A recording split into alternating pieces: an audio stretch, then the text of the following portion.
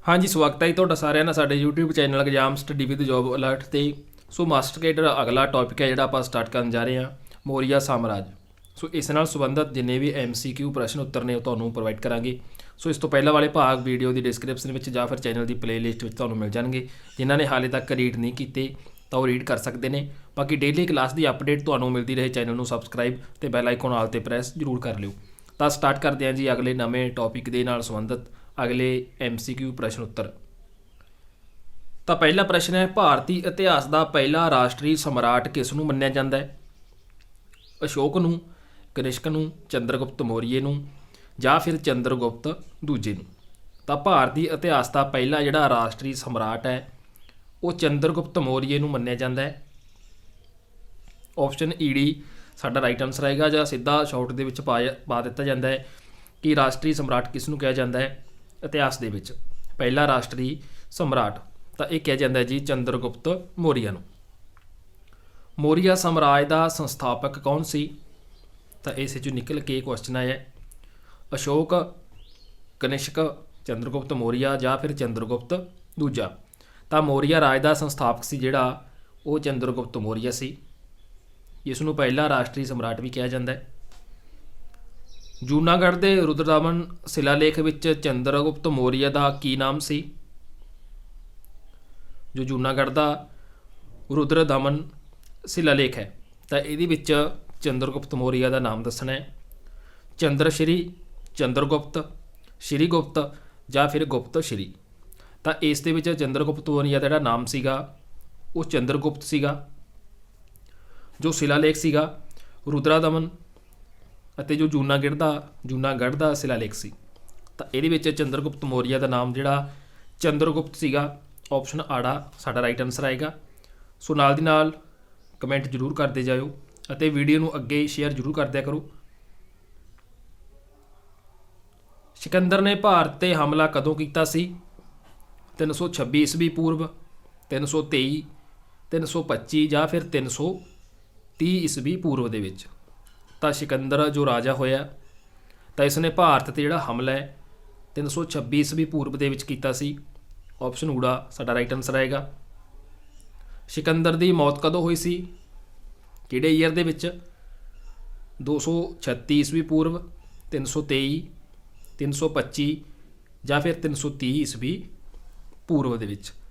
ਤਾਂ ਸਿਕੰਦਰ ਦੀ ਜਿਹੜੀ ਮੌਤ ਹੈ ਉਹ 323 ਈਸਵੀ ਪੂਰਵ ਦੇ ਵਿੱਚ ਹੋਈ ਸੀ। ਆਪਸ਼ਨ ਆੜਾ ਸਾਡਾ ਰਾਈਟ ਆਨਸਰ ਆਏਗਾ। ਭਾਰਤ ਵਿੱਚੋਂ ਜਨਾਨੀਆਂ ਨੂੰ ਹਰਾ ਕੇ ਭਾਰਤ ਵਿੱਚੋਂ ਕੱਢਣ ਵਾਲਾ ਸਮਰਾਟ ਕੌਣ ਸੀ? ਅਸ਼ੋਕ, ਕਨਿਸ਼ਕ, ਚੰਦਰਗੁਪਤ ਮੌਰੀਆ ਜਾਂ ਹਰਸ਼ਵਰਧਨ। ਤਾਂ ਭਾਰਤ ਦੇ ਵਿੱਚੋਂ ਜਨਾਨੀਆਂ ਨੂੰ ਹਰਾਉਣ ਵਾਲਾ ਅਤੇ ਭਾਰਤ ਵਿੱਚੋਂ ਕੱਢਣ ਵਾਲਾ ਜਿਹੜਾ ਸਮਰਾਟ ਸੀਗਾ ਉਹ ਚੰਦਰਗੁਪਤ ਮੌਰੀਆ ਸੀ। ਆਪਸ਼ਨ ਈਡੀ ਸਾਡਾ ਰਾਈਟ ਆਨਸਰ ਆਏਗਾ। ਚੰਦਰਗੁਪਤ ਮੌਰੀਆ ਨੂੰ ਸੈਲਿਊਕਸ ਨੂੰ ਕਿਸ ਸਾਲ ਹਰਾਇਆ ਸੀ? ਜੋ ਚੰਦਰਗੁਪਤ ਮੌਰੀਆ ਹੋਏ ਨੇ ਪਹਿਲੇ ਰਾਸ਼ਟਰੀ ਸਮਰਾਟ ਭਾਰਤੀ ਇਤਿਹਾਸ ਦੇ ਵਿੱਚ। ਤਾਂ ਜੋ ਸੈਲਿਊਕਸ ਸੀਗਾ ਇਸ ਨੂੰ ਕਿਹੜੇ ਸਾਲ ਕਿਹੜੇ ਈਅਰ ਦੇ ਵਿੱਚ ਹਰਾਇਆ ਸੀ? 317 ਈਸਵੀ ਪੂਰਵ, 315, 307 ਜਾਂ ਫਿਰ 305 ਈਸਵੀ ਪੂਰਵ ਦੇ ਵਿੱਚ। ਤਾਂ ਚੰਦਰਗੁਪਤ ਮੌਰੀਆ ਨੇ ਸੈਲਿਊਕਸ ਨੂੰ 305 ਈਸਵੀ ਪੂਰਬ ਦੇ ਵਿੱਚ ਹਰਾਇਆ ਸੀਗਾ। ਆਪਸ਼ਨ ਸੱਸਾ ਸਾਡਾ ਰਾਈਟ ਆਨਸਰ ਆਏਗਾ। ਮਾਲਵਾ, ਗੁਜਰਾਤ ਅਤੇ ਮਹਾਰਾਸ਼ਟਰ ਇਹਨਾਂ ਤਿੰਨਾਂ ਉੱਤੇ ਕਿਸ ਸ਼ਾਸਕ ਨੇ ਸਭ ਤੋਂ ਪਹਿਲਾਂ ਜਿੱਤ ਪ੍ਰਾਪਤ ਕਰੀ ਸੀ? ਅਸ਼ੋਕ, ਕਨਿਸ਼ਕ, ਚੰਦਰਗੁਪਤ ਮੌਰੀਆ ਜਾਂ ਫਿਰ ਹਰਸ਼ਵਰਧਨ ਨੇ। ਤਾਂ ਇਹਨਾਂ ਤਿੰਨਾਂ 'ਤੇ ਜਿੱਤ ਪ੍ਰਾਪਤ ਕਰਨ ਵਾਲਾ ਸਭ ਤੋਂ ਪਹਿਲਾਂ ਉਹ ਸ਼ਾਸਕ ਸੀਗਾ ਚੰਦਰਗੁਪਤ ਮੌਰੀਆ। ਆਪਸ਼ਨ ਈਡੀ ਸਾਡਾ ਰਾਈਟ ਆਨਸਰ ਆਏਗਾ। ਚੰਦਰਗੁਪਤ ਮੌਰੀਆ ਦੇ ਸਮੇਂ ਮਗਧ ਦਾ ਰਾਜਾ ਕੌਣ ਸੀ? ਫਿਲਿਪ, ਧਨਾਨੰਦ, ਮਹਾਪਦਮਨੰਦ ਜਾਂ ਫਿਰ ਰਾਜਾਨੰਦ। ਤਾਂ ਚੰਦਰਗੁਪਤ ਮੌਰੀਆ ਦੇ ਸਮੇਂ ਮਗਧ ਰਾਜ ਦਾ ਜਿਹੜਾ ਰਾਜਾ ਸੀਗਾ ਉਹ ਧਨਾਨੰਦ ਸੀਗਾ। ਸੈਲਿਊਕਸ ਕਿੱਥੋਂ ਦਾ ਸ਼ਾਸਕ ਸੀ ਜਿਸ ਨੂੰ ਚੰਦਰਗੁਪਤ ਮੌਰੀਆ ਨੇ ਹਰਾਇਆ ਸੀ? ਯੂਨਾਨ ਦਾ, ਈਰਾਨ ਦਾ, ਪੁਰਤਗਾਲ ਦਾ ਜਾਂ ਫਿਰ ਤੁਰਕੀ ਦਾ। ਤਾਂ ਸੈਲਿਊਕਸ ਜਿਹੜਾ ਇਹ ਯੂਨਾਨ ਦਾ ਸ਼ਾਸਕ ਸੀਗਾ ਜਿਸ ਨੂੰ ਚੰਦਰਗੁਪਤ ਮੌਰੀਆ ਨੇ ਹਰਾਇਆ ਸੀ।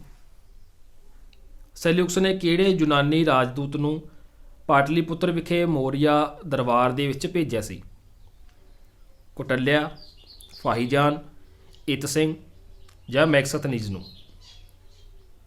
ਤਾਂ ਇਹ ਯੂਨਾਨੀ ਰਾਜਦੂਤ ਸੀਗਾ ਮੈਕਸਥਨੀਜ਼, ਜਿਸ ਨੂੰ ਸੈਲਿਊਕਸ ਨੇ ਪਾਟਲੀਪੁੱਤਰ ਵਿਖੇ ਮੌਰੀਆ ਦਰਬਾਰ ਦੇ ਵਿੱਚ ਭੇਜਿਆ ਸੀਗਾ। ਸੋ ਇਹ ਯੂਨਾਨੀ ਰਾਜਦੂਤ ਸੀ।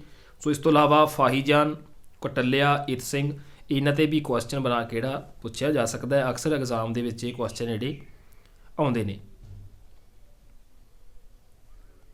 ਅਗਲਾ ਪ੍ਰਸ਼ਨ ਹੈ, ਪ੍ਰਸਿੱਧ ਯੂਨਾਨੀ ਰਾਜਦੂਤ ਮੈਕਸਥਨੀਜ਼ ਭਾਰਤ ਵਿੱਚ ਕਿਸ ਦੇ ਦਰਬਾਰ ਦੇ ਵਿੱਚ ਆਇਆ ਸੀ? ਤਾਂ ਇਸੇ 'ਚੋਂ ਹੀ ਇਹ ਕੁਐਸਚਨ ਜਿਹੜਾ ਨਿਕਲਿਆ। ਤਾਂ ਸੈਲਿਊਕਸ ਨੇ ਮੈਕਸਥਨੀਜ਼ ਨੂੰ ਜਿਹੜਾ ਮੌਰੀਆ ਦਰਬਾਰ ਵਿੱਚ ਭੇਜਿਆ ਸੀ, ਆਪਾਂ ਉੱਪਰ ਪੜ੍ਹ ਕੇ ਆਏ ਹਾਂ। ਤਾਂ ਇਸ ਵਿੱਚੋਂ ਇਹ ਤੋੜ ਮਰੋੜ ਕੇ ਕੁਐਸਚਨ ਬਣੇ ਆ। ਚੰਦਰਗੁਪਤ ਮੌਰੀਆ, ਬਿੰਦੂਸਾਰ, ਅਸ਼ੋਕ, ਹਰਸ਼ਵਰਧਨ। ਆਨਸਰ ਤੁਹਾਨੂੰ ਪਤਾ ਲੱਗ ਗਿਆ ਹੋਏਗਾ, ਚੰਦਰਗੁਪਤ ਮੌਰੀਆ ਦੇ ਦਰਬਾਰ ਵਿੱਚ, ਕਿਉਂਕਿ ਉੱਪਰ ਆਇਆ ਸੀ ਨਾ ਕਿ ਮੌਰੀਆ ਦੇ ਦਰਬਾਰ ਦੇ ਵਿੱਚ ਹੈ ਜਿਹੜਾ ਸੈਲਿਊਕਸ ਨੇ ਕਿਹੜੇ ਯੂਨਾਨੀ ਰਾਜਦੂਤ ਨੂੰ ਪਾਟਲੀਪੁੱਤਰ ਵਿਖੇ ਭੇਜਿਆ ਸੀ? ਤਾਂ ਚੰਦਰਗੁਪਤ ਮੌਰੀਆ ਦੇ ਦਰਬਾਰ ਦੇ ਵਿੱਚ। ਇੰਡਿਕਾ ਪੁਸਤਕ ਦਾ ਲੇਖਕ ਕੌਣ ਹੈ? ਮੋਸਟ ਇੰਪੋਰਟੈਂਟ ਕੁਐਸਚਨ ਹੈ ਜੀ ਇਹ। ਫਾਹੀਜਾਨ, ਹਿਊਨ-ਸਾਂਗ, ਕੌਟਲਿਆ ਜਾਂ ਫਿਰ ਮੈਕਸਥਨੀਜ਼? ਤਾਂ ਇੰਡਿਕਾ ਪੁਸਤਕ ਦਾ ਜਿਹੜਾ ਲੇਖਕ ਹੈ ਉਹ ਮੈਕਸਥਨੀਜ਼ ਹੈ। ਇਸ ਨੇ ਪੁਸਤਕ ਹੈ ਜਿਹੜੀ ਲਿਖੀ ਸੀ, ਇਸ ਦੇ ਰਾਈਟਰ ਨੇ ਇਹ। ਆਪਸ਼ਨ ਸੱਸਾ ਸਾਡਾ ਰਾਈਟ ਆਨਸਰ ਆਏਗਾ। ਅਗਲਾ ਪ੍ਰਸ਼ਨ ਹੈ, ਕਿਸ ਪੁਸਤਕ ਦੇ ਵਿੱਚ ਦੱਸਿਆ ਗਿਆ ਹੈ ਕਿ ਭਾਰਤ ਵਿੱਚ ਮੌਰੀਆ ਕਾਲ ਦੌਰਾਨ ਦਾਸਤਾ ਪ੍ਰਥਾ ਨਹੀਂ ਸੀ? ਉਹ ਕਿਹੜੀ ਪੁਸਤਕ ਹੈ? ਅਰਥ ਸ਼ਾਸਤਰ, ਮੁਦਰਾ ਰਾਕਸ਼ਸ, ਇੰਡਿਕਾ ਜਾਂ ਫਿਰ ਵਾਜੂ ਪੁਰਾਣ? ਤਾਂ ਇਹ ਪੁਸਤਕ ਹੈ ਜੀ ਇੰਡਿਕਾ, ਜਿਹਦੇ ਵਿੱਚ ਇਹ ਦੱਸਿਆ ਗਿਆ ਹੈ ਕਿ ਭਾਰਤ ਵਿੱਚ ਮੌਰੀਆ ਕਾਲ ਦੌਰਾਨ ਦਾਸਤਾ ਪ੍ਰਥਾ ਸੀ ਜਿਹੜੀ ਉਹ ਨਹੀਂ ਸੀ। ਸੋ ਇੰਡਿਕਾ ਪੁਸਤਕ ਦਾ ਅਗਰ ਲੇਖਕ ਪੁੱਛਿਆ ਜਾਂਦਾ ਹੈ ਤਾਂ ਉਹ ਮੈਕਸਥਨੀਜ਼ ਹੈ। ਮੈਕਸਥਨੀਜ਼ ਨੇ ਭਾਰਤੀ ਸਮਾਜ ਮੌਰੀਆ ਸਾਮਰਾਜ ਨੂੰ ਕਿੰਨੀਆਂ ਸ਼੍ਰੇਣੀਆਂ ਦੇ ਵਿੱਚ ਵੰਡਿਆ? 4, 5, 6 ਜਾਂ ਫਿਰ 7 ਸ਼੍ਰੇਣੀਆਂ ਦੇ ਵਿੱਚ। ਤਾਂ ਮੈਕਸਥਨੀਜ਼ ਨੇ ਭਾਰਤੀ ਸਮਾਜ ਨੂੰ ਯਾਨੀ ਕਿ ਮੌਰੀਆ ਸਮਾਜ ਨੂੰ ਜਿਹੜਾ 7 ਸ਼੍ਰੇਣੀਆਂ ਦੇ ਵਿੱਚ ਵੰਡਿਆ।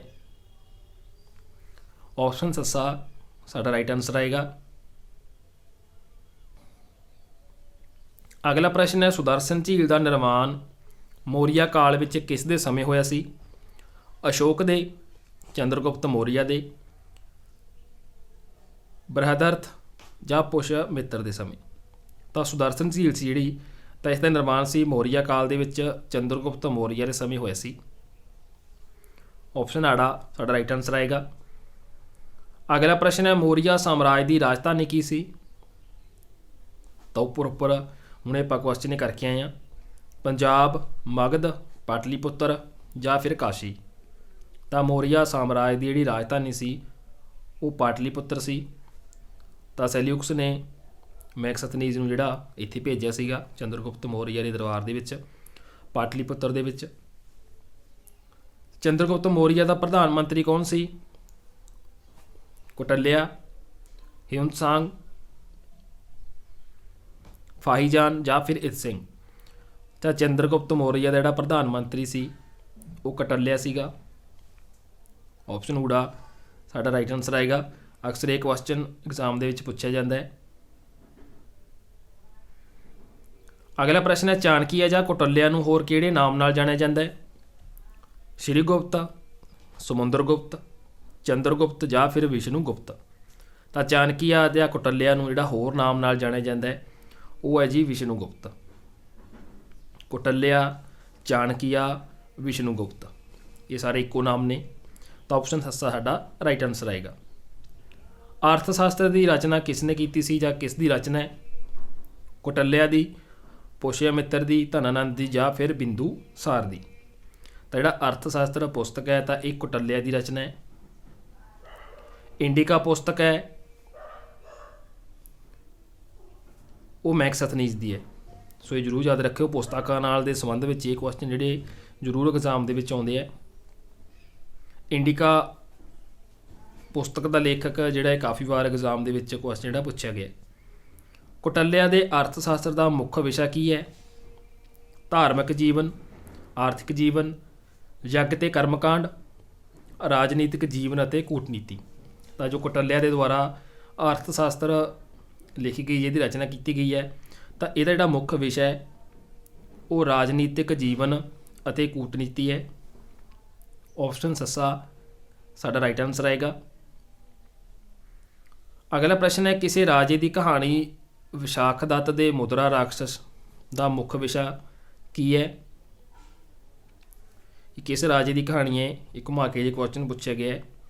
ਚੰਦਰਗੁਪਤ ਦੂਜਾ, ਚੰਦਰਗੁਪਤ ਮੌਰੀਆ, ਸ਼੍ਰੀਗੁਪਤ ਜਾਂ ਫਿਰ ਰਾਮਗੁਪਤ। ਤਾਂ ਇਹਦਾ ਆਨਸਰ ਬਣੇਗਾ ਜੀ ਚੰਦਰਗੁਪਤ ਮੌਰੀਆ। ਜੋ ਕਿਸ ਰਾਜੇ ਦੀ ਕਹਾਣੀ ਇਹਨਾਂ ਨੇ ਪੁੱਛਿਆ ਗਿਆ ਹੈ ਕਿ ਉਹ ਕਿਹੜਾ ਰਾਜਾ ਹੈ ਜੋ ਵਿਸ਼ਾਖਾ ਦੱਤ ਦੇ ਮੁਦਰਾ ਰਾਖਸ਼ ਦਾ ਮੁੱਖ ਵਿਸ਼ਾ ਹੈ। ਤਾਂ ਉਹ ਰਾਜਾ ਹੈ ਜੀ ਰਾਜੇ ਦੀ ਕਹਾਣੀ ਹੈ ਚੰਦਰਗੁਪਤ ਮੌਰੀਆ ਦੀ। ਆਪਸ਼ਨ ਆੜਾ ਸਾਡਾ ਰਾਈਟ ਆਨਸਰ ਆਏਗਾ।